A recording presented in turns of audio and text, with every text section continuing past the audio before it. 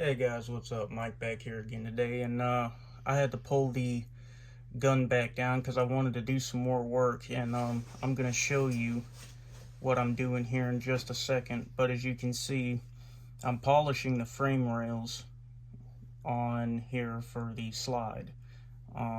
This slide is right here. Um, it's all polished up and everything, got a mirror finish. This slide is for another 1911 that I'm going to be doing very soon, but I wanted to show you guys a couple of things while I still had the gun apart. Now, everybody thinks that the key to a very smooth and light slide pull is just an extremely soft recoil spring, and that is not the case. And in most cases, too small of a recoil spring can lead to the gun beating itself to pieces when the slide comes back, because when the slide comes back, what's going to happen is the guide rod tunnel is going to come back up in here and smack the guide rod plate, and it's just going to end up beating itself to pieces. And they make ways to counter that too, called shock buffs, but a shock buff is only going to do but so much. So you don't want to go too light on the recoil spring, and also it can cause failure to feed issues as well. But what another thing that I'm trying to get at here is that a recoil spring is not just the key to a smooth and easy slide pull. Right here, as you can see, I polished up the frame rails and even on the sides down here, and then I polished up the feed ramp right here.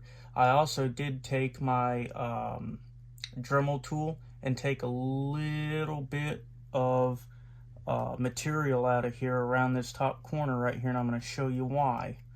And that is because on these guns, when you have especially with the 45s, because they're heavy bullets, when you have a heavy bullet and a light recoil spring, sometimes, because this is a I believe, I can't remember, I want to say it's 11.5 or 12, I can't remember what I dialed it in at, but anyways, it can be hard for that spring to load the round sometimes. So what you want to do is also, like I said, you're polishing the frame rails, go ahead and polish the feed ramp. And the material that I took out of here, I'm going to show you why here in just a second, but first I want to explain it. So there is a certain angle that this feed ramp sits at opposite this barrel, and you can see the barrel has a little bit of a bevel in it to help with the bullet loading in there. I can't get this thing to stand straight up. There we go. Right here around the bottom end, it's got a bevel in it to help load the bullet in. Well, on these ones, let me see if I can do it here. I'm trying to do this one-handed. Bear with me, guys. I don't think I can do it one-handed. But let me pull it out so I can show you just a little bit better. Trying to get this on here. Can I get it in there? Can I get it in there? Yes, I can. Okay, sweet.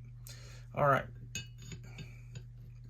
So, basically, there is a point where the slide and the frame meet to load the bullet in, and it's not exactly touching. There is a flat spot in between there, and with that flat spot, what's going to happen is sometimes with a light recoil spring and a heavy load, the round can get jammed up or fail to feed.